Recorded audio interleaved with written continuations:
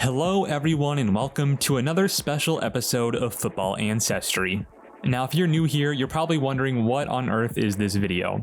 Well, I start off every offseason with an introduction to all the new head coaches in the NFL, but instead of a normal greeting, I put them through a fight to the death. Why do I put NFL head coaches through a battle royale? I'm not sure, I just thought it was funny one time and now it's an annual tradition, so here we are. None of this is supposed to support actual violence, it's all just in good fun for a laugh, so with that being said, let's take a look at our updated roster of fresh faces, including Jonathan Gannon of the Arizona Cardinals, Frank Reich of the Panthers, Sean Payton of the Broncos, D'Amico Ryans of the Texans, and Shane Steichen of the Colts.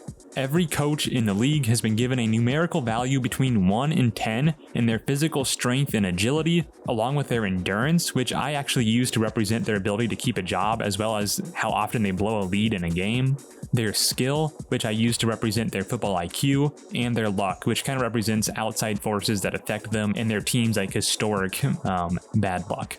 Our previous winners have been Dan Campbell and Sean McDermott, so who's going to come out on top as our winner for the 2023 NFL Head Coach Battle Royale? Well, let's jump into the simulator and let's find out.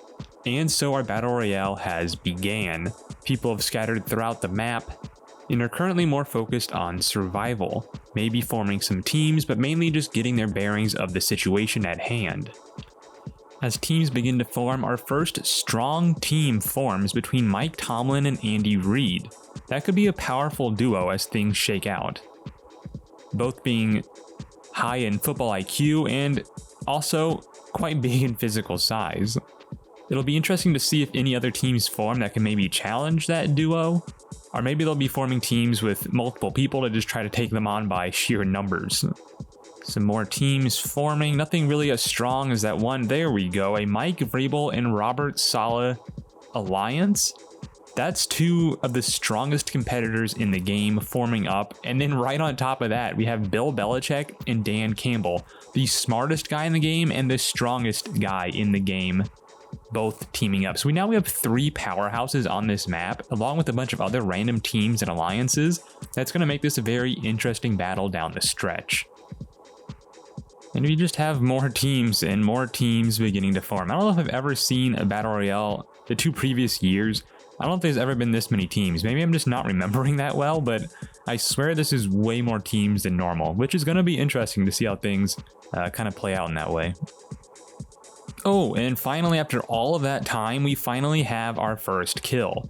Robert Saleh takes out Matt LaFleur. The strong Saleh alliance is the first one to make a move. Looks like Mike McDaniel's on the run here. Yep, and Arthur Smith takes out Mike McDaniel. It's always interesting to see like somebody like Arthur Smith, who isn't necessarily like a big competitor in this competition, being one of the early ones to get a kill. So that's going to be something to keep an eye on. Now we have Mike Vrabel taking out Nick Sirianni. That Vrabel and Saleh team is coming out hot. Okay, now deaths are flying. Josh McDaniels is killed by Tomlin. McVay goes down. D'Amico Ryans. So we got a whole sprinkling of kills just going all over the place now. Shanahan kills O'Connell. So after such a long time of nothing taking place, we finally have just a spree of murders going down. Oh, and Matt Eberflus comes out of nowhere and kills Mike Vrabel, one of the strongest guys in the competition, and now Robert Saleh is left on his own. The great Vrabel-Saleh alliance is taken down, and Matt Eberflus isn't done. And Arthur Smith also adds a tally to his kill count, until finally Robert Saleh takes revenge and takes out Matt Eberflus for killing Vrabel. So Saleh gets his revenge on the guy who took out his alliance, and Arthur Smith, meanwhile, still on his own, now has up to 3 kills, taking out Gannon as well. Arthur Smith really isn't that strong of a competitor in this, but he's coming out of nowhere and getting 3 kills early on. Looks like Robert Saleh forms a new group now that Vrabel's gone. He teams up with D'Amico Ryans. Oh, and then Brian Daboll kills Frank Reich, and Ryans kills Kyle Shanahan. A little bit of spree there.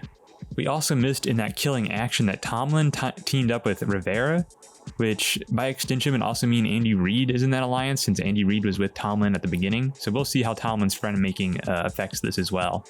Rivera already goes off and kills Bill Belichick. Again, one of the strongest competitors in the competition, now down. So maybe that new Tomlin-Rivera alliance is working out pretty well for him.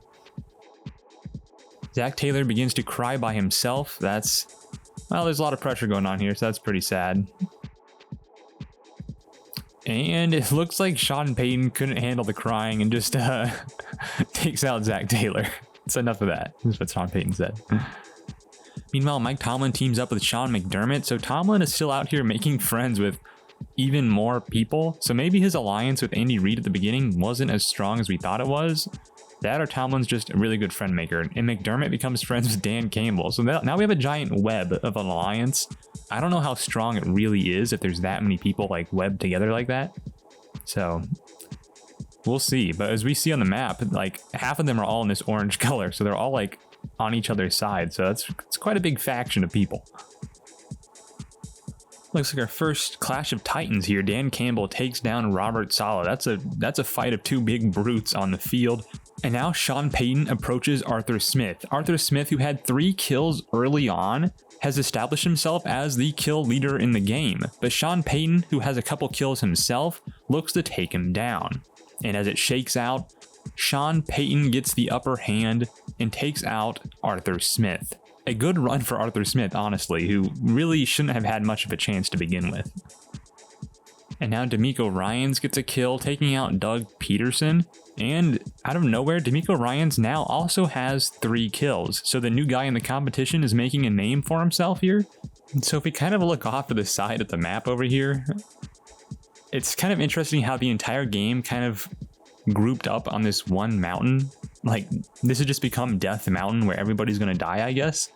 And then, but you look closely, there's kind of 2 guys just off by themselves on the map. You have Mike McCarthy up at the very top, just, yep, kind of just there by himself. And then down here we have Andy Reid, who's just down there by himself as well, just watching this giant battle play out. So we'll see if that comes into play. And as I'm saying that, Sean McDermott takes out Pete Carroll, again, on this giant mountain of death. So we'll see if this 2 guys off by themselves maybe make it to the final group, since they're not in the middle of all that action. Looks like Sean McDermott now has just killed D'Amico Ryans, who was our kill leader at 3, tied with Arthur Smith. So I guess the kill leader is just capped at 3, and now Sean McDermott takes out Sean Payton and puts himself at 3 kills. So now he is again tied with the leader. Apparently a 3 kill streak is a very dangerous place to be because they always seem to die next. So watch out, Sean McDermott. Speaking of McDermott keeping an eye on his back, it looks like Dan Campbell is now in pursuit of Sean McDermott. You get notifications just keep popping up of Dan Campbell chasing down McDermott. Still going at it. Will the curse of the 3 kill streak catch up to McDermott? Tom Bowles is also just here doing his thing. Finally, Dan Campbell catches up and takes out Sean McDermott, and he's immediately back on the next pursuit. Now Dan Campbell's chasing down his next target. The dude is ruthless. But going back to McDermott real fast, it looks like that 3 kill streak really is the limit, because now that's 3 guys in a row who reached that mark and immediately died. Which Dan Campbell is at 2 and is in pursuit of his 3rd right now, so we'll see how this shakes out here. Dan Campbell still going at it, just focused. He has his target in his sights and he's not letting him leave. Finally, Dan Campbell catches up, taking out his 3rd target. And again, right onto the next guy. There's no break for Dan Campbell. He is on a mission. Now chasing down the mighty Mike Tomlin. And just like that, Dan Campbell takes out Tomlin using his spear. So Dan Campbell, a complete madman. Now is up to 4 kills. He broke that 3 kill mark, and he has his eyes on Brian Daboll. And Daboll has his eyes on Bowles. And Campbell... So we have a little bit of a train going here with people chasing down other people, with Campbell going after Daboll and Daboll going after Bowles. As Bowles had kind of just been lingering around to begin with. He kept like popping up notifications in the middle of all this Dan Campbell nonsense. So it seems like Bowles is finally getting his due here. If he wanted to be in the news so bad. Anyways, this train is still going at it. Just 3 people running at each other. And in the middle of that, Mike McCarthy, who was off by himself in the middle of nowhere, can't handle the pressure and just takes himself out of the competition. So there goes that little theory of him being in the final group because he was by himself. Dayball still going after Bowles here. Dan Campbell's kind of fallen off. I haven't seen notification about him in a while. So maybe he's lurking somewhere. Oh, okay. So now Rivera is chasing after Dan Campbell. So now we have a 4-man train going on here of people chasing each other. Meanwhile, Andy Reid's just having a snack by himself across the whole map. Dayball seems dead set on going after Bowles here. Oh, and then he chased after Dan Campbell for a minute. Maybe he had a change of sight. He's not really going after Bowles anymore. Now it's saying he's going after Campbell, which would be interesting because Campbell would be a much harder fight than Bowles would be. But, you know, now he's going after Bowles again and Campbell. So he's going after both of them right now. Oh, and there it is. Dayball finally goes to a cliff and pushes Dan Campbell off of it before laughing hysterically. So it looks like he was Dayball using Bowles as a trick to get behind Campbell and then push Campbell off a cliff? That's sneaky. So that takes out Dan Campbell, who's one of the strongest and previous winners of this competition. And leaves us here with our final 4. Dayball, Bowles, Reid, and Rivera. So again, if we take a look at our map, we see we have those 3 all on Kill Mountain where everybody has died. And then you have way down here in this little lake, just Andy Reid just kind of chilling. So we'll see if Andy Reid can just kind of hide out until the final battle and let those guys kind of take care of themselves. Looks like Rivera is now in pursuit of his next target, which is Todd Bowles. And Todd Bowles has really escaped several people chasing him at this point. So maybe Todd Bowles has something up his sleeve here. He seemed to be able to survive most things. Nope. Okay, Rivera takes out Todd Bowles. That's the end of that. Final 3 here. Rivera now chasing down Brian Dayball. Looks like Andy Reid might get away with this because Rivera has taken out Dayball, which leaves us with just 2 people, Andy Reid and Ron Rivera. Andy Reid now leaving his lake, approaching Rivera in a pursuit. Rivera is at that dreaded 3 kills, even though Dan Campbell passed it earlier and got 4. 3 kills still seems to be mostly the limit of where people die at, so we'll see if he can notch himself up to 4 like Dan Campbell did, or maybe Andy Reid gets the upper hand and takes him down.